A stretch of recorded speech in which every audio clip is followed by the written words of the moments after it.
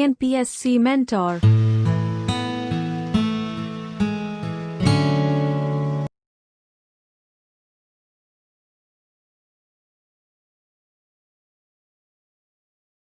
அனைவருக்கும் வணக்கம்.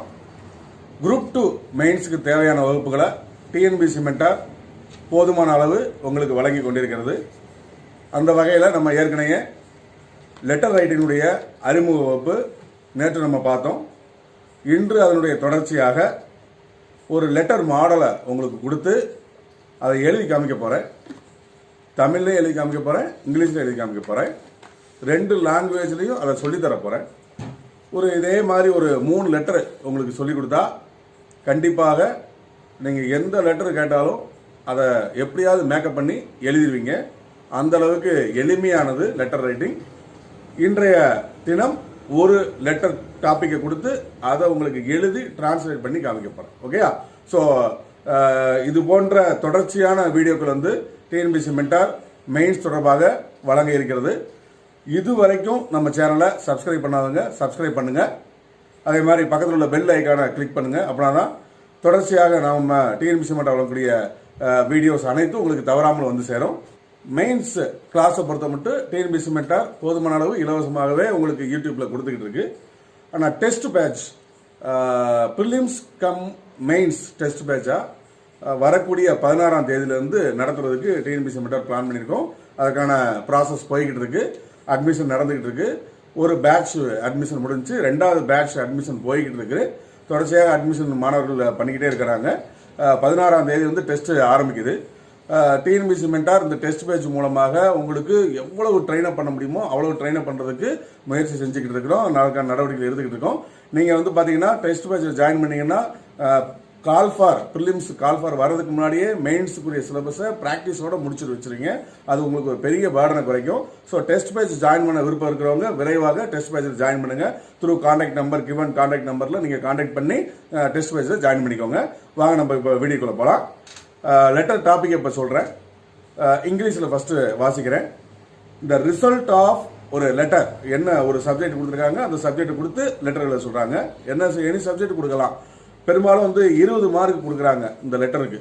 So 20 mark கொடுக்குறாங்கன்னா நீங்கள் எழுதக்கூடிய லெட்டர் 2 பக்கம் அல்லது 3 பக்கம் இருக்கிற வேண்டியிருக்கும். கண்டிப்பாக இருக்கணும். அதுக்கு தகுந்த மாதிரி நீங்கள் சிந்திச்சு தான் எழுத வேண்டியிருக்கும். என்ன சப்ஜெக்டோ அந்த சப்ஜெக்டை புரிஞ்சு அதுக்கு தகுந்த மாதிரி லெட்டரை ப்ரெசென்ட் பண்ண வேண்டியிருக்கும். 2 பேராகிராஃப் இல்லாட்டி 3 பேராகிராஃப் வரைக்கும் நீங்கள் அந்த கண்டென்ட் நீங்கள் எழுத வேண்டியிருக்கும். ஸோ அதுக்கு தகுந்த மாதிரி உங்களுக்கு இப்போ ஒரு கண்டென்ட் கொடுக்குறேன். லெட்டரை வாசிக்கிறேன். அதாவது என்ன கொஸ்டின் வாசிக்கிறேன். The result of Departmental Examinations May 2020 has been published by the TNPSC in its notification dated 6/9/2020. ஓகேயா? ஸோ இதை ஸ்கிரீன்லேயே பார்க்கலாம். கொஸ்டின் புரியலன்னா அப்படியே நான் வாசிக்கிறது புரியலன்னா ஸ்கிரீனில் கூட பாருங்க. The result of Departmental Examinations May 2020 has been published by the TNPSC in its notification dated 6/9/2020. Since you have missed your hall ticket, you couldn't find out your result. Hence, write a letter to the TNPSC requesting to send a copy of your hall ticket. இதுதான் இங்கிலீஷில். தமிழில் அப்படியே சொல்கிறேன். நீங்கள் இப்போ ஸ்க்ரீனில் பார்த்துருப்பீங்க. அது வந்திருக்கும். கொஸ்டின் வந்திருக்கும். அதே இதை தமிழில் நம்ம இப்போ பார்க்க போகிறோம். 6/9/2020 நாளிட்ட ஸ்கிரீன்ல கூட பாருங்க. 6/9/2020 நாளிட்ட தனது அறிவிக்கையில் மே 2020 துறை தேர்வுகளின் முடிவினை தமிழ்நாடு அரசு பணியாளர் தேர்வாணையம் வெளியிட்டிருக்கிறது. உன்னுடைய தேர்வுக்கான நுழைவுச் சீட்டினை நீ தொலைத்துவிட்ட காரணத்தினால் தேர்வு முடிவினை உன்னால் காண இயலவில்லை. எனவே உன்னுடைய தேர்வு நுழைவுச் சீட்டின் நகலினை அனுப்ப கோரி தமிழ்நாடு அரசு பணியாளர் தேர்வாணையத்திற்கு ஒரு கடிதம் ஒன்றை வரைக. அவ்வளவுதான். இதுதான் இப்ப உங்களுக்கு கொடுத்திருக்கக்கூடிய லெட்டர். ஸோ இங்கிலீஷ்லையும் சொல்லிட்டேன், தமிழ்லையும் சொல்லிட்டேன். இப்போ நம்ம ஃபர்ஸ்ட் உங்களுக்கு இந்த லெட்டரை இங்கிலீஷில் எழுதி காமிக்கிறேன். நிறைய இங்கிலீஷ் மீடியம் ஸ்டூடெண்ட்ஸ் இங்கிலீஷ்லேயே எங்களுக்கு சொல்லுங்கிறாங்க. ஸோ முதல்ல இங்கிலீஷில் எழுதி காமிக்கிறேன். அடுத்து அதை அப்படியே டிரான்ஸ்லேட் பண்ணி உங்களுக்கு சொல்றேன். குறிப்பெடுத்துக்கலாம். ஸோ அதனால தமிழ் அண்ட் இங்கிலீஷ்ல 2 லாங்குவேஜ்லையுமே இப்போ சொல்ல போறேன். வாங்க நம்ம தொடர்ச்சியாக நம்ம பார்க்கலாம். லெட்டரில் நான் ஏற்கனவே இன்ட்ரோ வீடியோவில் சொன்ன மாதிரி ஃபர்ஸ்ட் எடுத்தோன்னா டைட்டில் இருக்கணும். ஸோ டைட்டில் அப்படின்னா ஃப்ரம் டூன்னு சொல்லி கொடுத்துருக்கேன். ஃப்ரம் அப்படிங்கிறது யார் எழுதுகிறாங்களோ அவங்களுடைய அட்ரஸ், பேர், முகவரி இருக்கணும். ஸோ அதுதான். ஒரு சில நேரங்களில் பேர் எழுதுகிற மாதிரி கொடுக்க மாட்டாங்க, இன்ஸ்ட்ரக்ஷனே வந்துடும். ஸோ அந்த இடத்துல ஃப்ரமில் என்ன எழுதணுங்கிறத அவங்களே கொடுத்துருவாங்க. இன்கேஸ் இதை எக்ஸ் எக்ஸ் எக்ஸ்ன்னு கூட கொடுக்க சொல்லலாம். நீங்கள் எழுதுகிற மாதிரி லெட்டர் இருந்தால் அந்த இடத்துல உங்களுடைய பேர் எழுதாமல் எக்ஸ் எக்ஸ்ன்னு எழுத சொல்லலாம். ஸோ அதனால் ஃப்ரம்ங்கிறத நான் அவாய்ட் பண்ணிட்டு ஃப்ரம் இந்த இடத்துல வந்து லெட்டர் யார் எழுதுறாங்களோ அவங்களுடைய அட்ரஸ், அவ்வளோதான், சிம்பிள், வேற ஒன்றும் கிடையாது. அடுத்து டு அட்ரஸ், யாருக்கு நம்ம எழுத போகிறோம். இப்போ நம்ம கொஸ்டினில் கொடுத்துருக்குறோம் டிபார்ட்மெண்டல் எக்ஸாம், டிஎன்பிசி நடத்தின எக்ஸாம், அந்த ஹால் டிக்கெட் நீங்கள் தொலைச்சிட்டீங்க, அதை உன்னுடைய காப்பியை வந்து கேட்டு எழுத போறீங்க. இப்போ யாருக்கு எழுதுவீங்க அப்படிங்கும்போது எக்ஸாம் நடத்தக்கூடிய அலுவலருக்கு தான் நம்ம எழுதணும் ஃபர்ஸ்ட். அதுதான், இது ஒரு டிசைடிங் ஃபேக்டர். நம்ம யோசிச்சு தான் எழுதணும். சேர்மனுக்கு எழுதுறதா, செக்ரட்டரிக்கு எழுதுறதா, கண்ட்ரோலர் ஆஃப் எக்ஸாமினேஷனுக்கு எழுதுறதாங்கிறது யோசிக்கணும். ஸோ இதனுடைய இவர் எக்ஸாம் நடத்துவருடைய பொறுப்பு அலுவலருக்கு தான் நீங்கள் லெட்டர் எழுத வேண்டியிருக்கும். அப்போ டூன் போட்டு chairman, secretary, controller of examination இந்த 3 பேர்ல யாருக்கு எழுதணும்னா இவருக்கு தான் எழுதணும். இவருக்கு தான் அந்த அதிகாரம் இருக்கு, இவர் தான் அந்த இதை கொடுப்பார். ஸோ நம்ம ஒரு லெட்டர் எழுதும் போது அந்த லெட்டர் யாருக்கு போய் சேரணுங்கிறத வந்து நீங்க டிசைட் பண்ணி எழுதுற அளவுக்கும் கேள்விகள் கேட்கப்படுது. ஸோ அதனால நீங்க என்ன செய்யணும், தெளிவாக யோசித்து எழுதணும். த கண்ட்ரோலர் ஆஃப் எக்ஸாமினேஷன், தேர்வு கட்டுப்பாட்டு அலுவலர், டிஎன்பிஎஸ்சி, இந்த மாதிரி அப்ரிவேஷன் இருக்கக்கூடாது. நான் சுருக்கமாக போர்டில் எழுதுறதுக்காக உங்களுக்கு எழுதி காமிச்சிருக்கேன். நீங்க என்ன எழுதணும், டிஎன்பிஎஸ்சிங்கிறது வந்து தமிழ்நாடு பப்ளிக் சர்வீஸ் கமிஷன், அதாவது தமிழ்நாடு அரசு பணியாளர் தேர்வாணையம் அப்படின்னு எழுதணும். அடுத்து வந்து பாத்தீங்கன்னா 3 டிஎன்பிஎஸ்சி ரோடு, அதாவது தமிழ்நாடு அரசு பணியாளர் தேர்வாணைய சாலை, சென்னை 3 விரிவா எழுதணும். நான் சுருக்கமா அங்க போர்டில் எழுதுறதுக்காக சுருக்கமா எழுதியிருக்கேன், சென்னை 3ங்கிறத எழுதணும். இதை முடிச்ச ஃப்ரம் டு முடிச்ச பிறகு சாலுட்டேஷன் சொல்லுவாங்க, அதாவது மதிப்பு கொடுத்து எழுதுறது. ரெஸ்பெக்டட், இப்போ நம்ம ஒரு உயர் அதிகாரிக்கு தான் நம்ம எழுத போறோம். அப்போ உயர் அதிகாரிக்கு எழுதும் பொழுது நம்ம ரெஸ்பெக்டட் அப்படின்னு சொல்லி ஆரம்பிச்சா எழுது. ஸோ ரெஸ்பெக்டட் சார் அல்லது மேடம். இப்போ வந்து அந்த நபர் யாரும் தெரியாம, ஒரு பர்டிகுலர் நபர் யாரும் தெரியாம, ஆண்பாலா பெண்பாலா அப்படிங்கிறது தெரியாம இருந்தா ரெஸ்பெக்டட் சார் போடலாம், இல்லைன்னா மேடம் பார் போட்டு மேடம் எழுதலாம். இல்ல நான் ஒரு வழியா சார்னு எழுதணும், ஒன்றும் பிரச்சனை கிடையாது, அவங்க அதை பத்தி கண்டுக்க போறது கிடையாது. ரெஸ்பெக்டட் சார்னு எழுதலாம். இருந்தாலும் நீங்க அலர்ட்டா என்ன செஞ்சுக்கலாம், ரெஸ்பெக்டட் சார் அல்லது மேடம் எழுதலாம். இந்த ரெஸ்பெக்டட் சார் அல்லது மேடம் எழுதி முடிச்ச பிறகு நம்மளுக்கு அடுத்தபடியா நம்ம கவனிக்க வேண்டியது என்ன அப்படின்னா சப்ஜெக்ட் அண்ட் ரெஃபரன்ஸ் இருக்கணும்.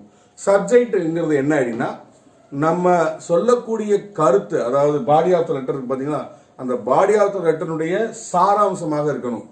சப்ஜெக்ட் வந்து எப்பயுமே படிச்சு பார்த்தோன்னா லெட்டர் ரிசீவ் பண்றதுக்கு புரியணும், புரிஞ்சுதான் அவரை கீழே படிக்கணும். ஸோ அந்த அளவுக்கு சப்ஜெக்ட் இருக்கணும். ஸோ இப்போ நம்ம எழுத போறது வந்து டிபார்ட்மெண்ட் எக்ஸாம் எழுதியிருக்கீங்க, அந்த எக்ஸாம்ல நீங்க பாஸ் பண்ணியிருக்கீங்க, ஹால் டிக்கெட் தொலைஞ்சு போச்சு, காப்பி வேணும், அதுதான் நீங்க இந்த லெட்டருடைய சாராம்சம். இப்போ வந்து பாத்தீங்கன்னா அப்ப ஃபர்ஸ்ட் எப்படி ஸ்டார்ட் பண்ணணும், என்ன பொதுவானது, டிபார்ட்மெண்ட் எக்ஸாம், அவ்வளவுதான், டிபார்ட்மெண்டல் எக்ஸாமினேஷன் ஹைஃபன் போட்டு எழுதணும். அதுலயும் எந்த டிபார்ட்மெண்ட் எக்ஸாம், மே மாசம் நடந்த 2020 நடந்த டிபார்ட்மெண்ட், மே 2020 ஹைஃபன் போட்டாச்சு. அடுத்து என்ன, ரிசல்ட் வெளியிட்டாங்க, ரிசல்ட் பப்ளிஷ்ட் ஹைஃபன். அடுத்து அதுக்கடுத்து என்ன, நீங்க ஹால் டிக்கெட்டை தொலைச்சிட்டீங்க, missing of hall ticket hyphen போட்டாச்சு. என்ன கேட்குறீங்க, என்ன கேட்க வரீங்க, காப்பி ஆஃப் ஹால் டிக்கெட்டுடைய நகல் கேட்கிறோம். ரெக்வஸ்டட், வேண்டுதல் தொடர்பாக, ரிகார்டிங்னா தொடர்பாக. So department examination May 2020 hyphen போட்டீங்க, result published hyphen, missing of hall ticket hyphen, அடுத்து copy of hall ticket hyphen, requested hyphen, regarding hyphen. தமிழ்ல வந்து துறை தேர்வுகள் ஹைஃபன் போடுறீங்க, மே 2020 தேர்வு முடிவு வெளியீடு, ரிசல்ட் பப்ளிஷ்னா தேர்வு முடிவு வெளியீடு. அடுத்து மிஸ்ஸிங் ஆஃப் ஹால் டிக்கெட், நுழைவுச்சீட்டு தொலைந்து போனது இல்லைன்னா காணாமல் போனது. அடுத்து காப்பி ஆஃப் ஹால் டிக்கெட், அதாவது நுழைவுச்சீட்டின் நகல் ஹைஃபன் அப்படின்னு போட்டு, ரெக்வஸ்ட்னா வேண்டுதல் ஹைஃபன், ரிகார்டிங்னா தொடர்பாக. இதை எழுதி முடிச்சிடணும். எழுதி முடிச்சுட்டு சப்ஜெக்ட் முடிச்சாச்சு. அடுத்து ரெஃபரன்ஸ் இருக்கா இல்லையான்னு பார்க்கணும். உங்களுக்கு கொடுத்துருக்க கேள்வியில ஏதாவது ஒரு கடிதமோ ஏதாவது ஒரு அறிவிக்கையோ அதை சொல்லியிருந்தாங்கன்னா அந்த ரெஃபரன்ஸ்ல அதை காமிக்கணும். ஒரு ரெஃபரன்ஸ் மட்டும், ஒரு லெட்டரோ ஒரு அறிவிக்கையோ இருந்தால் நம்ம என்ன செய்யணும், ஒன்றுன்னு போட தேவையில்லை. சரியா? ஒன்றுக்கும் மேற்பட்ட ரெஃபரன்ஸ், ஒன்றுக்கும் மேற்பட்ட கடிதம், ஒன்றுக்கும் மேற்பட்ட அறிவிக்கை, ஒன்றுக்கும் மேற்பட்ட ஜிஓ அந்த மாதிரி இருந்தால் 1, 2, 3 போட்டு எழுதணும். இப்போ நம்மளுக்கு கொடுத்துருக்கக்கூடிய கேள்வியில டிஎன்பிசி தன்னுடைய அறிவிக்கை 6/9/2020 நாளிட்ட அறிக்கையில என்ன செஞ்சிருக்கிறாங்க, தேர்வு வெளியிட தேர்வினுடைய முடிவை வெளியிட்டு இருக்கிறாங்க. அதுதான் அந்த கேள்வியில கொடுத்துருக்காங்க. அப்ப நம்ம பார்வையில, அதாவது ரெஃபரன்ஸ் ஆர்இஎஃப்னா ரெஃபரன்ஸ்ல இப்படிதான் சுருக்கமா தான் எழுதணும். இங்க ரெஃபரன்ஸ் விரிவா எழுதக்கூடாது. ரெஃபரன்ஸ் இப்படின்னு எழுதுனா போதுமானது. ரெஃபரன்ஸ் எழுதி என்ன கொடுத்துருக்காங்க, என்ன டிஎன்பிஎஸ்சி நோட்டிபிகேஷன் டேட்டட் 6/9/2020. அப்ப தமிழ்ல டிஎன்பிஎஸ்சியினுடைய, அதாவது தமிழ்நாடு அரசு பணியாளர் தேர்வாணையத்தினுடைய அறிவிக்கை நாள் அப்படின்னு சொல்லி, ஒருவேளை அறிவிக்கை எண் கொடுத்திருந்தா அறிவிக்கை எண் மற்றும் நாள்னு எழுதணும். சரியா? அதே மாதிரி இந்த இடத்துல அப்ரிவேஷன் எழுதியிருக்கேன். நான் போர்டில் சுருக்கமாக இருக்க அப்ரிவேஷன் இருக்கு. லெட்டரில் வந்து மேக்ஸிமம் என்ன செய்யணும், அப்ரிவேஷனை அவாய்ட் பண்ணணும். தமிழ்நாடு பப்ளிக் சர்வீஸ் கமிஷன் அப்படின்னு எழுதி அதனுடைய நோட்டிபிகேஷன் டேட்டன்னு சொல்லி போட்டு எழுதணும். ஸோ இப்போ நம்ம ஃப்ரம் டூ எழுதியாச்சு, ரெஸ்பெக்டட் சார் மேடம் எழுதியாச்சு, அதுக்கு சப்ஜெக்ட் ரெஃபரன்ஸ் எழுதியாச்சு. இனிமேல் தான் என்ன செய்யப்படும், நம்மளுடைய பாடி ஆஃப் த லெட்டருக்கு நம்ம போக போகிறோம். பாடி ஆஃப் த லெட்டர் வந்து நம்ம எழுதும் பொழுது சப்ஜெக்டை புரிஞ்சுக்கணும். ஃபர்ஸ்ட் புரிஞ்சுக்கிட்டு தான் எழுத ஆரம்பிக்கணும். அப்படின்னா தான் வந்து லெட்டர் ரைட்டிங் கரெக்டாக இருக்கும். இப்போ நம்ம டிபார்ட்மெண்ட் எக்ஸாம் எழுதியிருக்கோம், ரிசல்ட் பப்ளிஷ் பண்ணிட்டாங்க. ஹால் டிக்கெட்டை காணும் ரிசல்ட் பார்க்குற நேரத்தில். அந்த ஹால் டிக்கெட்டோட நகல் தான் நீங்கள் கேட்க போகிறீங்க. ஸோ அது அப்போ நம்ம டிஎன்பிஎஸ்சிக்கு நம்ம சொல்லும் பொழுது நான் டெஸ்ட் எழுதியிருக்கிறேன், என்னுடைய ரோல் நம்பர் இதுதான், இப்போ நான் வந்து பார்த்தீங்கன்னா என்னென்ன எக்ஸாம் எழுதுனேன், இந்த சென்டரில் எழுதுனேன், இப்போ ரிசல்ட் போட்டிங்க, ஹால் டிக்கெட்டை தொலைச்சிட்டேன், என்னால் ரிசல்ட்டை பார்க்க முடியல, அதனால் எனக்கு கொஞ்சம் ஹால் டிக்கெட் நகலை கொடுத்தீங்கன்னா நல்லாயிருக்கும் அப்படின்னு சொல்லி ரெக்வஸ்ட் பண்ணி கேட்கணும். சரியா? ஸோ அதை தான் நம்ம இப்போ எழுத போகிறோம். ஃபர்ஸ்ட் ஸ்டார்டிங்கில் I have written departmental examination May 2020. அதாவது தமிழில் அப்படியே ரிவர்ஸில் போங்க. மே 2020 துறை தேர்வுகளை நான் எழுதி இருக்கிறேன். ஓகேயா? ஐ ஹாவ் ரிட்டன், நான் எழுதி இருக்கிறேன். மை ரோல் நம்பர் இஸ், ஏதாவது ஒரு நம்பர் நீங்கள் போட்டுக்கலாம். ஓகேயா? உங்களுடைய ஆப்ஷன் தான். என்னுடைய வரிசை எண்ணோ அல்லது பதிவு எண்ணோ, என்ன சொல்லணும், என்னுடைய பதிவு எண் அல்லது வரிசை எண் அப்படின்னு போட்டு இந்த நம்பரை எழுதணும். அடுத்து ஐ ஹாவ் அப்பியர்டு, என்னென்ன எக்ஸாமுக்கு நம்ம போனோம் அப்படிங்கிறத எழுதணும். டிபார்ட்மெண்ட் எக்ஸாம் எழுதுனேன், அதில் என்னென்ன டெஸ்ட்டுக்கு போனோம் அப்படிங்கிறத எழுதணும். I have appeared for 2 tests, namely revenue paper 2. அப்படி எழுதும் போதே கோட் நம்பர் எழுதணும். கோட் நம்பர் 001 ஏதோ ஒரு நம்பர். அடுத்து அண்ட் ரெவன்யூ பேப்பர் 2 கோட் 2002. அந்த சென்டென்ஸ்லேயே சொல்லிடணும் எங்கே வச்சு எழுதுனீங்கன்னு. இன் விருதுநகர் சென்டர், ஏதாவது ஊர் பேரை போட்டு அந்த சென்டரை எழுதணும். இப்போ நீங்கள் கவனிப்பீங்க, டென்ஸ், இதுதான் டென்ஸ். ஐ ஹாவ் ரிட்டன் அப்படின்னு எழுதிங்க. நீங்கள் எழுதிப்பீங்க பாஸ்ட் டென்ஸ் எழுதணும், ஐ ரோட் அப்படின்னு எழுதணும்னு நினைப்பீங்க. ஐ ரோட்டுன்னு இங்கே எழுதுறதை அவாய்ட் பண்ணிக்கலாம். ஏன் அப்படின்னா எப்பயுமே ஒரு பர்டிகுலர் தேதியை சொல்லி நான் எழுதுனேன் அப்படின்னு சொன்னோம்னா தான் பாஸ்ட் டென்ஸில் சொல்லணும். இப்போ நம்ம பர்டிகுலர் தேதி சொல்லியிருக்கோமா, இங்கே எந்த தேதியில் எழுதணும்னு தேதி தெரியல எனக்கு, அதனால் நான் தேதி சொல்லலை. தேதி சொல்லலை, ஒரு குறிப்பிட்ட தேதி சொல்லலைன்னா ப்ரெசன்ட் பெர்ஃபெக்ட் டென்ஸில் எழுதணும். ஓகேயா? இப்போ நம்ம இங்கே எழுதிக்கிறது ஹேவ் ரிட்டன். ரைட்டுங்கிற வெர்போட past participle written, write, wrote, return.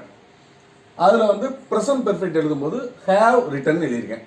ஒருவேளை இந்த இடத்துல ஹீயோ அல்லது ஒரு நேமோ இருந்துச்சுன்னா ஹேஸ்ன்னு வரணும். ஐக்கும் வீக்கும் மட்டும் ஹேவ் வரணும், ஐக்கும் வீக்கு மட்டும் ஹேவ் வரணும். மற்ற சப்ஜெக்ட்டுக்கு எல்லாத்துக்கும் ஹேஸ் வரணும். எதில்? ப்ரெசன்ட் பெர்ஃபெக்ட் இல்லை. எதனால் ப்ரெசன்ட் பெர்ஃபெக்டை யூஸ் பண்ணியிருக்கோங்கிறதையும் நான் சொல்லிட்டேன். அது மறுபடியும் பாருங்க, ஐ ஹேவ் அப்பியர்டுன்னு தான் இருக்கு. ஐ ஹேவ் அப்பியர்டு, நான் போனேன், 2 டெஸ்ட்டுக்கு போனேன், எப்போ தேதியை சொல்லலை. அப்போ அந்த இடத்துலையும் ப்ரெசன்ட் பெர்ஃபெக்ட். ஓகேயா? ஸோ ஐ ஹேவ் கான் போடக்கூடாது, நான் போனேன்னு சொல்லிடக்கூடாது. அப்பியர்டு அப்படின்னு சொல்லணும். டீசெண்டான வேர்டை யூஸ் பண்ணணும். ஐ ஹேவ் அப்பியர்டு ஃபார் எத்தனை டெஸ்ட்டுக்கு போனேன்? 2 டெஸ்ட். அதோட நேம் சொல்லும் பொழுது, அந்த டெஸ்ட்டோட நேம் சொல்லும் பொழுது நேம்லி அப்படின்னு சொல்லி 2 டெஸ்ட் பேர் சொல்ல போகிறோம். ரெவன்யூ பேப்பர் 1 கோட் நம்பர் எழுதணும். அடுத்து and revenue paper 2 code number 002 போட்டு இன் விருதுநகர் சென்டர். தமிழ் எழுதும்போது நான் விருதுநகர் மையத்தில் வைத்து ரெவன்யூ அதாவது வருவாய்த்துறை தாள் 1 பிராக்கெட்ல குறியீடு எண் மற்றும் வருவாய்த்துறை தாள் 2 பிராக்கெட்ல குறியீடு எண் ஆகிய 2 தேர்வுகளை எழுதியிருக்கிறேன் 2 தேர்வுகளை எழுதியிருக்கிறேன் அப்படின்னு தமிழ் எழுதணும். இப்படிதான் டிரான்ஸ்லேட் பண்ணணும். ஓகே. அடுத்து நெக்ஸ்ட் ஆஃப்டர் எக்ஸாம் தேர்வு முடிச்ச பிறகு அன்பார்ச்சுனேட்லி எதிர்பாராத விதமாக ஐ have mist my hall ticket. சரியா? ஸோ நான் ஹால் டிக்கெட்டை தொலைச்சிட்டேங்கிறத நீங்க டீசெண்டாக சொல்லியிருக்கீங்க. ஆஃப்டர் எக்ஸாம் இப்போ தமிழ் எழுதும்போது தேர்வு முடிந்த பின்பு துரதிருஷ்டவசமாக நான் என்னுடைய நுழைவுச் சீட்டை தொலைத்து விட்டுள்ளேன் சொல்றதுக்கு பதிலாக என்ன சொல்லலாம், தவற விட்டுள்ளேன் அப்படின்னு சொல்லணும். ஓகே. அடுத்து இப்போ ஒரு ஏரியா முடிஞ்சு நான் தொலைச்சிட்டேங்கிறத முதல் பேராகிராஃப் சொல்லிச்சிட்டீங்க. அடுத்த ஸ்டேஜுக்கு போகிறோம். இப்போ என்ன வந்துச்சு, ரிசல்ட் வந்துருச்சு. ரிசல்ட் வரும்பொழுது தான் நம்ம ரெஃபரன்ஸில் வந்து என்ன இருக்கும், டிஎன்பிஎஸ்சி நோட்டிஃபிகேஷன் டேட்டட் 6/9/2020 கொடுத்துருக்கோம். அப்போ என்ன மீனிங்னா அந்த பார்வையில் நம்ம சொல்லியிருக்கோம்ல, ரெஃபரன்ஸில் சொல்லியிருக்கோம்ல, ரெஃபரன்ஸில் காட்டப்பட்டுள்ள நோட்டிஃபிகேஷன் மூலமாக தான் ரிசல்ட் வெளியிட்டிருக்கிறாங்க. அதான் மீனிங். அப்போ நம்ம அதுக்கு அடுத்த பேராகிராஃபில் அதை சொல்லணும். என்ன சொல்லணும், I wish to bring your humble notice. நேரடியாக சொல்லக்கூடாது, மரியாதையாக சொல்லணும். ஏன்னா ஒரு ஐஏஎஸ் கேடரில் உள்ளவங்க, பெரிய ஆஃபீஸர், நம்மளுக்கு அடுத்து கால் டிக்கெட் காப்பி கொடுக்க போகிறவங்க, ரெக்வஸ்ட் பண்ணி தான் கேட்கணும். அவங்களுக்கு வந்து மரியாதை கொடுத்து தான் கேட்கணும். I wish to bring your humble notice. உங்களுக்கு தாழ்மையான கவனத்திற்கு ஒரு தகவலை சொல்ல விரும்புகிறேன். உங்களுடைய தாழ்மையான கவனத்திற்கு ஒரு தகவலை சொல்ல விரும்புகிறேன். I wish to bring your humble notice. இப்படி எழுதிட்டு டேட்னு போடணும். டேட்டுக்கு எடுத்து கம்மா தேவையில்லை, டேட். ஓகேயா? என்ன சொல்ல போகிறான், பார்வையில் நான் ரெஃபரன்ஸில் ஒரு லெட்டர் போட்டிருக்கேன், ரெஃபரன்ஸில் ஒரு எழுதியிருக்கேன், அந்த ரெஃபரன்ஸ் மூலமாக தான் நீங்கள் ரிசல்ட் வெளியிட்டிருக்கீங்க அப்படின்னு சொல்லணும். என்ன எழுதணும், இந்த ரெஃபரன்ஸ் சைட்டட், ரெஃபரன்ஸில் உள்ளதின்படி டிஎன்பிஎஸ்சி அப்ரிவேஷன் எழுதக்கூடாது, விரிவாக எழுதணும். TNPSC has published. இல்லாட்டினா இந்த இடத்துல பப்ளிஷ்டுங்கிற வார்த்தையை யூஸ் பண்ணலாம், ஹேஸ் பப்ளிஷ்டு அவாய்ட் பண்ணலாம். ஏன்னா தேதி 6/9/2020 பர்டிகுலராக தேதி கொடுத்துருக்காங்க. ஸோ ஹேஸ் பப்ளிஷ்டு போடாமல் என்ன சொல்லலாம், பப்ளிஷ்டுனே சொல்லலாம். அதனால இந்த இடத்துல சின்ன தவறு. So TNPSC published result of departmental exam May 2020. இப்போ புரியுதா?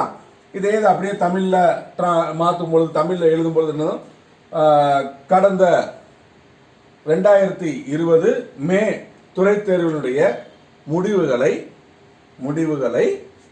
டிஎன்பிஎஸ்சி வெளியிட்டுள்ளது. டிஎன்பிஎஸ்சி பார்வையில் கண்ட அறிக்கையின்படி வெளியிட்டது என்பதை தங்களுடைய கனிவான பார்வைக்கு கொண்டு செல்ல விரும்புகிறேன். ஓகேயா? இல்ல இதை வேற மாதிரி இன்னும் எழுதுனா, ஸ்ட்ரைட்டா எழுதுனா, பார்வையில் கண்டுள்ள அறிக்கையின்படி மே 2020 துறை தேர்வுகளின் முடிவுகளை டிஎன்பிஎஸ்சி வெளியிட்டுள்ளது என்பதை தங்களுடைய கனிவான பார்வைக்கு கொண்டு செல்ல விரும்புகிறேன். சொல்லியாச்சு, மரியாதையா சொல்லியாச்சு. ஓகே. அடுத்து since I have missed. Since நான் ஹால் டிக்கெட்டை தொலைச்சிட்டேன்ல, ஹால் டிக்கெட்டை தொலைச்சதுனால என்னுடைய ரிசல்ட்டை பார்க்க முடியல. ஓகேயா? Since I have mist my hall ticket, comma போட்டுக்கலாம், ஐ couldn't find out my result. என்ன அப்படின்னா, since I missed my hall ticket அப்படின்னா என்ன மீனிங்கு, நான் என்னுடைய கால் டிக்கெட்டை தொலைச்சதுனால எதை பார்க்க முடியல, என்னுடைய ரிசல்ட்டை பார்க்க முடியல, என்னால் பார்க்க முடியல. ஐ couldn't find out, என்னால் பார்க்க முடியல மை ரிசல்ட். சரியா? ரைட். அடுத்தது நம்ம என்ன எழுதணும், அதனால தான் சொல்கிறேன், இப்போ நான் தகவலை சொல்லணும். என்ன சொல்லணும், எனக்கு கால் டிக்கெட் ஜெராக்ஸ் கிடைச்சாதான் நான் என் ரிசல்ட்டை பார்க்க முடியும். என் ரிசல்ட்டை பார்த்தாதான் நான் என்ன செய்ய முடியும், நான் ஒர்க் பண்ணிட்டு இருக்கேன்ல ஆஃபீஸில், அதை கொண்டு போய் கொடுத்து என்னுடைய சர்வீஸ் ரெக்கார்டில் பதிய முடியும். அதுதான் முக்கியத்துவம். டிபார்ட்மெண்ட் எக்ஸாம் எதுக்கு நடக்குது? நம்ம டிபார்ட்மெண்ட்டில் ஏதாச்சும் சர்வீஸில் ஜாயின் பண்ண பிறகு ப்ரொமோஷனுக்கு அந்த தேவை. அது பாஸ் பண்ணாதான். அதை பாஸ் பண்ணி அதை என்ட்ரி பண்ணணும், நம்மளுடைய சர்வீஸ் ரெக்கார்டில் என்ட்ரி பண்ணணும். அப்போ நம்ம அதை சொல்லணும், நான் என்னுடைய ஹால் டிக்கெட் ஜெராக்ஸ் கிடைச்சாதான் நான் ரிசல்ட் பார்த்து அதை எடுத்து என்னுடைய சுப்பீரியருக்கு நான் அனுப்பி என்னுடைய சர்வீஸ் ரெக்கார்டில் பதிவு செய்ய முடியும் அப்படிங்கிற தகவலை அவருக்கு சொல்லணும். அப்படி சொல்லும் பொழுது தங்களுடைய தாழ்மையான கவனத்திற்கு நான் கொண்டு செல்கிறேன் அப்படின்னு சொல்லணும். பணிவான கவனத்திற்கு கொண்டு செல்கிறேன் அப்படின்னு சொல்லணும். என்னது? With your humble submission. பணிவான கவனத்திற்கு நான் சொல்ல விரும்புவது என்னன்னா, I wish to say that only after find out my result, நான் ரிசல்ட்டை பார்த்த பிறகுதான் I could apply my superior, என்னுடைய மேல் அதிகாரிக்கு நான் அப்ளை பண்ண முடியும்.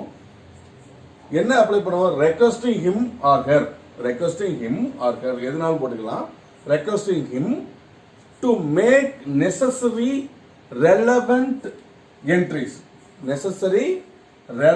என்ட்ரிஸ், போதுமான தேவையான சரியான பதிவுகளை எதில் மேற்கொள்ள முடியும்?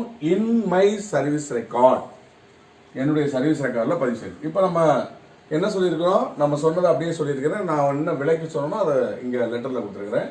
தமிழ் எழுதும்போது என்னுடைய ஹால் டிக்கெட்டுடைய ஜெராக்ஸ், என்னுடைய நுழைவுச்சீட்டுடைய நகல் கிடைத்தால் மட்டுமே நான் என்னுடைய தேர்வு முடிவை கண்டறிந்து என்னுடைய உயர் அதிகாரிக்கு விண்ணப்பம் செய்து என்னுடைய சர்வீஸ் ரெக்கார்ட், அதாவது பணி பதிவேட்டில் போதுமான அளவு தகுந்த பதிவுகளை மேற்கொள்ள முடியும் என்பதை தங்களுடைய கனிவான சமூகத்திற்கு தெரிவித்துக் கொள்கிறேன் அப்படின்னு சொல்லி சொல்லணும். சரியா? ஸோ நம்ம ரிவர்ஸில் போகணும். அப்படியே டாபிக்ல ஏற்கனவே நான் டிரான்ஸ்லேஷன் சொல்லி கொடுத்துருக்கேன். இங்கிலீஷில் அப்படியே ரிவர்ஸில் போகணும். அப்போ நம்ம தமிழ் சொல்லும்போது எப்படி சொல்லணும்? ஹால் டிக்கெட்டுடைய, அதாவது என்னுடைய நுழைவுச்சீட்டின் நகல் கிடைத்த பின்னரே என்னுடைய மேலதிகாரிக்கு நான் விண்ணப்பம் செய்து என்னுடைய பணிப்பதிவேட்டில் போதுமான அல்லது தேவையான பதிவுகளை மேற்கொள்ள முடியும் என்பதை உங்களுடைய தாழ்மையான கவனத்திற்கு கொண்டு செல்ல விரும்புகிறேன் அப்படின்னு எழுதணும் தமிழ்ல. ஓகேயா? ஸோ இங்கிலீஷ்ல எழுதிட்டேன், தமிழ்லையும் சொல்லிட்டேன் எப்படி டிரான்ஸ்லேஷன் பண்ணணும், எப்படி எழுதணுங்கிறது. சரியா? ரைட். அடுத்து 3வது பேராகிராஃப் நம்ம ஓரளவு முடிச்சிட்டோம். அதுக்கடுத்து இந்த சூழ்நிலையில எனக்கு ஹால் டிக்கெட் ஜெராக்ஸ் தேவைப்படும் அப்படின்னு சொன்னா போதும். சிம்பிளா சொன்னா போதும். ரொம்ப கடுமையான இங்கிலீஷ்ல எழுதி தவறா எழுதுறதுக்கு சிம்பிள் இங்கிலீஷ்ல நம்ம சொல்ல வரதை சொன்னா போதும். அது சொன்னா கன்வே பண்ணா போதும். ஓகேயா? ஸோ அதுதான் டிஎன்பிஎஸ்சியில் எதிர்பார்க்க போறாங்க. நம்ம சொல்ல வரக்கூடிய மேட்டரை தவறு இல்லாமல் சொல்லியிருக்கோமா அப்படிங்கிறத எதிர்பார்க்க போறாங்க. In the above situation, I am in need of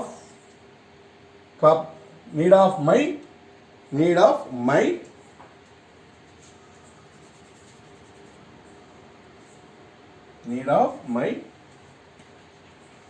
copy of hall ticket. என்னுடைய நுழைவுச்சீட்டின் நகல் தேவைப்படுகிறது. இந்த சூழ்நிலையில் என்னுடைய நுழைவுச்சீட்டு, அதாவது என்ன சொல்லணும்? மேற்கான் சூழ்நிலையில், தமிழ் எழுதும்போது மேற்கான் சூழ்நிலையில் என்னுடைய நுழைவுச்சீட்டின் நகல் எனக்கு தேவைப்படுகிறது. நான் தேவையில் இருக்கிறேன்னு எழுதக்கூடாது, அப்படியே டிரான்ஸ்லேஷன் பண்ணக்கூடாது. என்னுடைய நுழைவுச்சீட்டின் நகல் எனக்கு தேவைப்படுகிறது அப்படி சொன்னால் போதும். இங்கிலீஷில் தான் இந்த above situation, I am in need of my copy of my hall ticket. சரியா? ரைட். அடுத்து நெக்ஸ்ட் என்ன எழுத போகிறோம்? இதை கொடுத்தீங்கன்னா ரொம்ப நன்றி கடன் பட்டிருப்பேன். I shall be grateful if you send இருக்கணும். If you will send or furnish the same to me. மறுபடியும் ஹால் டிக்கெட் சொல்லாம த சேம் டு மீ. அப்ப என்ன சொல்லணும்? எனக்கு என்னுடைய நுழைவுச்சீட்டினை நீங்க எனக்கு கொடுத்தீங்கன்னா உங்களுக்கு மிகவும் நன்றி கடன் பட்டிருப்பேன். அதான் தமிழ்ல உள்ளதான் என்ன எழுதியிருக்கேன்? I shall be grateful if you will send or furnish the same to me அப்படின்னு எழுதிட்டு I therefore request you to make necessary arrangements. அதனால எனக்கு தேவையான நடவடிக்கைகள் எடுத்து எனக்கு அனுப்புங்கன்னு சொல்றோம். என்ன சொல்ல போறோம்? எனக்கு போதுமான அளவு நடவடிக்கைகள் எடுத்து உடனே எடுத்து எனக்கு காப்பி அனுப்புங்க. என்ன சொல்ல போறோம்? I therefore request you to make necessary arrangements and furnish or send. And furnish அல்லது send கூட எழுதலாம். And furnish my copy of my hall ticket. அப்படின்னு என்னுடைய தமிழ் எழுதும்போது என்னதான்? எனவே என்னுடைய நுழைவுச்சீட்டின் நகலினை எனக்கு அனுப்ப போதுமான அளவு நடவடிக்கை எடுக்க தாழ்மையுடன் கேட்டுக்கொள்கிறேன் அப்படின்னு சொல்லிட்டு கடைசியில் என்ன எழுதணும்? தேங்க்யூ சார் அப்படின்னு எழுதணும். ஓகே, அதை முடிச்சுட்டு அது கீழே இந்த இடத்துல யுவர்ஸ் ஃபெய்த்ஃபுல்லி அப்படின்னு போட்டு கமா போட்டு கையெழுத்து போடணும். யுவர்ஸ் ஃபெய்த்ஃபுல்லி அந்த கீழே என்னன்னு கமா போடணும். இந்த லெட்டர்லாம் எழுதி முடிச்சுட்டு லெட்டரை மடித்து கவரில் வைப்போம். கவருக்குள்ளே வச்சுட்டு கவருக்கு மேலே என்ன எழுதுவோம்? அட்ரஸ் எழுதுவோம். யாருக்கு அனுப்பணுமோ அந்த அட்ரஸ் எழுதுவோம். அதான் அட்ரஸ் ஆன் த என்வலப். அதான் என்னதுப்பா? Address on the envelope. என்வலப்னா என்னது? Cover, postal cover. அதுக்கு மேலே எழுதுவோம் அட்ரஸ் ஆன் த என்வலப் அப்படின்னு சொல்கிறோம். எந்த அட்ரஸ் எழுதுவோம்? 2ல் என்ன அட்ரஸ் எழுதணுமோ அதே அட்ரஸ் தான், கம்யூனிகேஷன் அட்ரஸ் தான் அங்கேயும் எழுதணும். ஸோ இப்படி தான் ஒரு லெட்டருடைய அமைப்பு இருக்கணும். லெட்டர் பாடி ஆஃப் த லெட்டரை உங்களுக்கு கரெக்டாக கொண்டு போய் சேர்க்கணும். சரியா? ஒவ்வொரு ஸ்டேஜுக்கும் மார்க் போடுவாங்க. லெட்டரை ப்ரெசென்ட் பண்ணுறதுக்கும் அதுக்கு தகுந்த மாதிரி மார்க் போடுவாங்க. 20 மார்க்குக்கு ஒரு வினா இருக்கிறதுனால குறைந்தது 2 பக்கத்துலேருந்து 3 பக்கம் வரைக்கும் அதனுடைய கட்டுரை இருக்கணும். கட்டுரை எழுதும்போது ஆங்காங்கே என்னென்ன வார்த்தைகள் போடணுமோ அந்த வார்த்தைகளை கரெக்டாக போட்டு நீங்கள் எழுத வேண்டியிருக்கும். ஸோ அதனால் கொஞ்சம் கொஞ்சமாக பழகிக்கலாம். இது ஃபர்ஸ்ட் டைம் தான், நம்ம ஏற்கனவே இன்ட்ரோ கொடுத்துருக்கோம். இது ஒரு ஃபர்ஸ்ட் மாடல். இது மாதிரி ஒரு 2 மாடல் இல்லாட்டி 3 மாடல் எழுதுனால அந்த டாபிக் தகுந்த மாதிரி நீங்கள் எழுத பழகிக்கிறீங்க. ஸோ இது முதல் அட்டெம்ப்ட் தான். இன்னும் தொடர்ச்சியாக நம்ம பார்க்க போகிறோம். இது போன்ற தொடர்ச்சியான வீடியோவுக்கு டிஎன்பிஎஸ்சி மென்டாரை பின்பற்றுங்க. உங்களுக்கு தெரிஞ்ச குரூப் 2 மெயின்ஸ் தயார் செய்து கொண்டிருக்கிற மாணவர்களுக்கு இதை ஷேர் பண்ணுங்க. நன்றி.